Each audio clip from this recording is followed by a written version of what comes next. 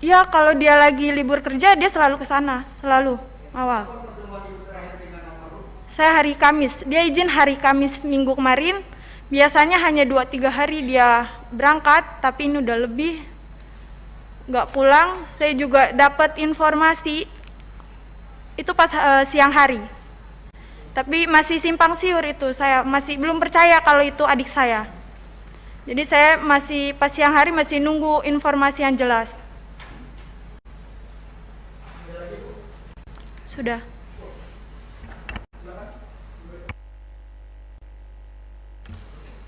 Iya Pak. Kebetulan saya ketemu terakhir dengan adik saya tuh Kamis malam Jumat. Di sana tuh tumben sekali, itu memang beda. Adik saya tuh salaman dengan ibu, dipeluk, dia minta izin, mah doain dede ya. Itu tumben banget. Biasanya dia nggak mau dipeluk karena mungkin udah gede merasa malu. Dan akhirnya, oh ya udah, mau kemana? Mau ngawal Habib ke Megamendung.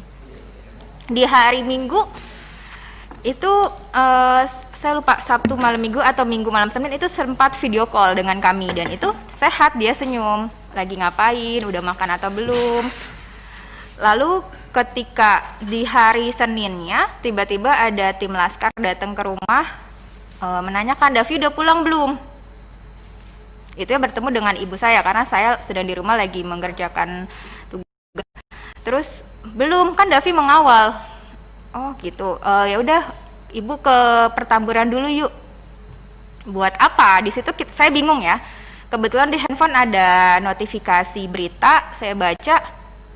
Saya langsung kepikiran adik saya teleponin, terus saya WA-in, terus kok nggak ada kabar, ini kemana? Dan itu berita masih simpang siur, kami tidak tahu kebenarannya itu seperti apa.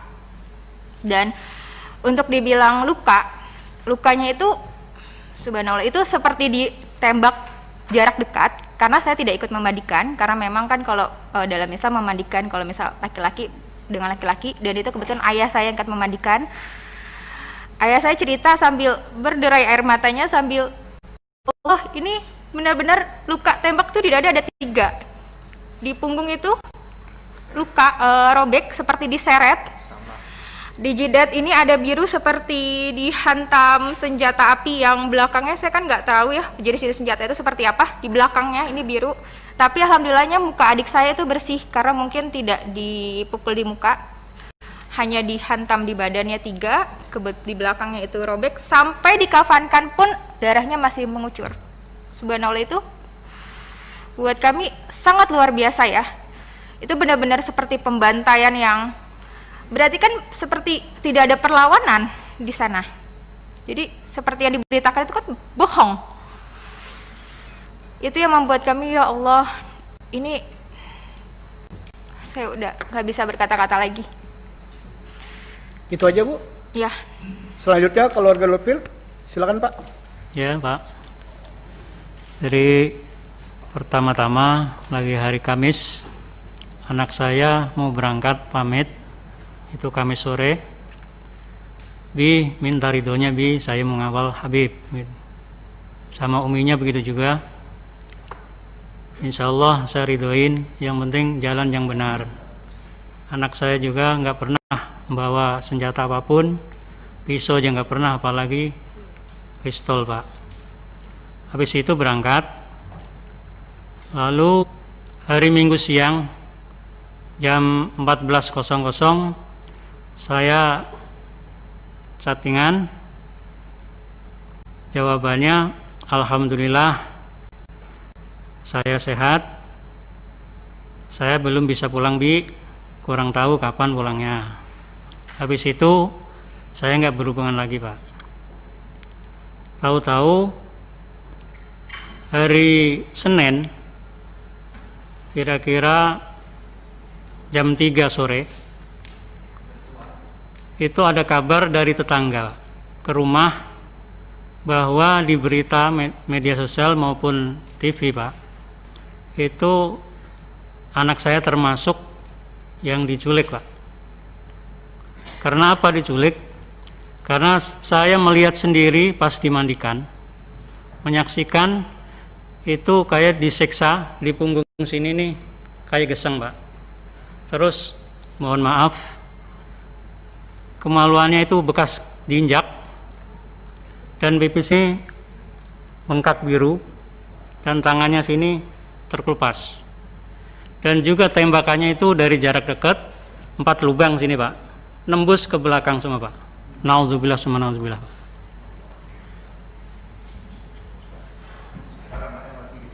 Jadi kulitnya juga yang di belakang sama yang sini itu agak terkelupas Pak, agak lebar jadinya. Yang saya ketahui itu mandiin Bang si Aziz. Ya nanti. Jadi menjawab pertanyaan tadi itu cukup. Seperti Oke. itu kejadiannya. Selanjutnya kiri saya, siapa yang mau bertanya? Pak Adang atau siapa? Wah, itu sisi kanan saya.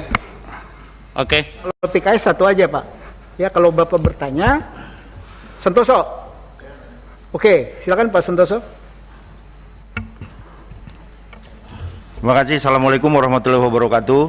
Pimpinan dan anggota Komisi 3 yang saya hormati, Bapak-bapak, keluarga korban tragedi Tol Cikampek.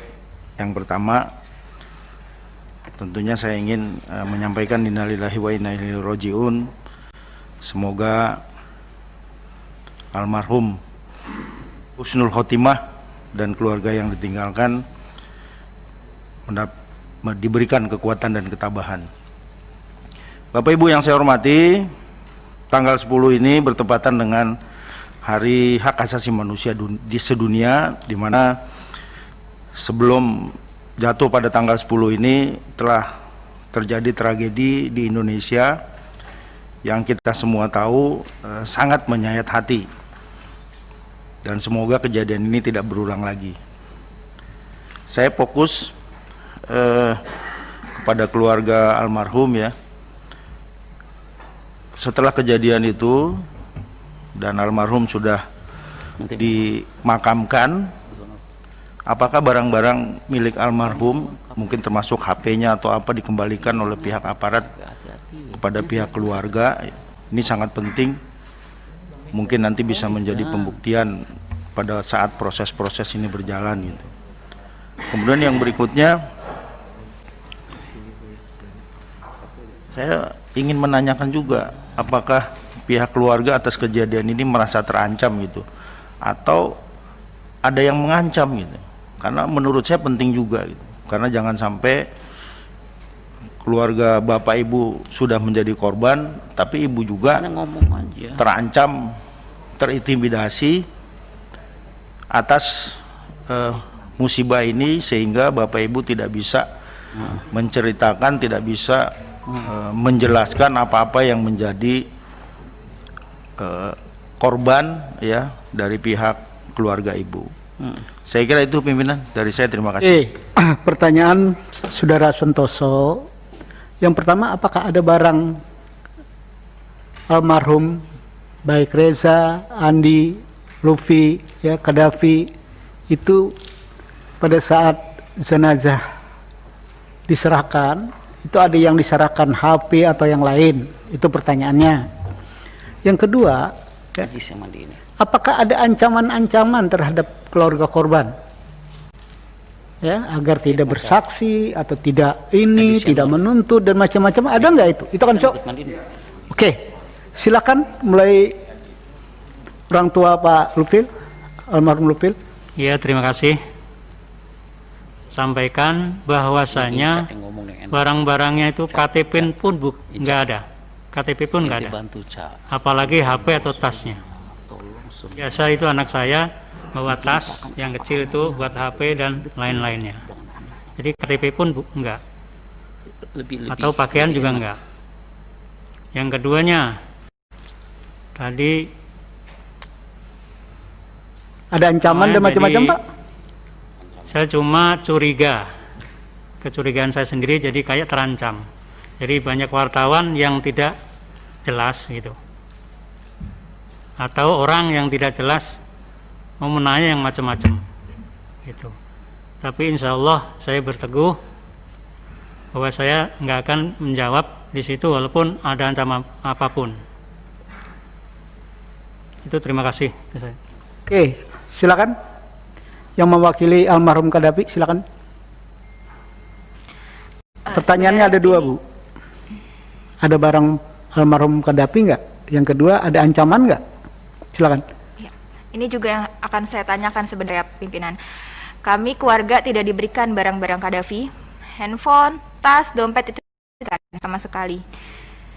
Dan kami juga semalam sempat saya tanyakan, ini apakah memang ada barang-barang yang diberikan? Agar kami bisa tahu ya handphonenya, karena di handphone itu juga kan pasti ada foto kami keluarga dan yang lainnya. Lalu untuk ancaman, untuk sampai saat ini alhamdulillah memang tidak ada. Namun sama seperti yang diinformasikan Bapak Lutfi, kami merasa resah karena ketika ada kemarin pada saat di hari Senin kami kan sekeluarga di Pertamburan semua, itu banyak orang yang datang bilang dari A, B, C untuk menanyakan, sekadar menanyakan, melihat-lihat di sekitar rumah. Itu sangat meresahkan, apalagi kami satu keluarga itu wanita semua. Hanya ayah saya saja laki-laki untuk saat ini. Itu yang saat ini dikeluhkan oleh kami. Gimana kalau misalnya nanti ayah saya nggak ada di rumah, di sana hanya wanita saja, lalu nanti banyak orang yang datang. Ada ancaman nggak, Bu? Kalau ancaman secara langsung tidak ada, tapi hanya ada sekitar melihat, menanyakan seperti itu, pimpinan. Oke, terima kasih, Bu ya. Terima kasih. Silakan keluarga Reza dulu. Silakan, Bu. Apakah ada barang Reza pada saat jenazah? Ada atau enggak? Yang kedua, apakah ada ancaman terhadap keluarga Ibu sesudah peristiwa ini? Itu pertanyaan Pak Santoso. Untuk barang Reza nggak ada, tidak ada yang dipulangkan. Untuk ancaman alhamdulillah belum, hanya saja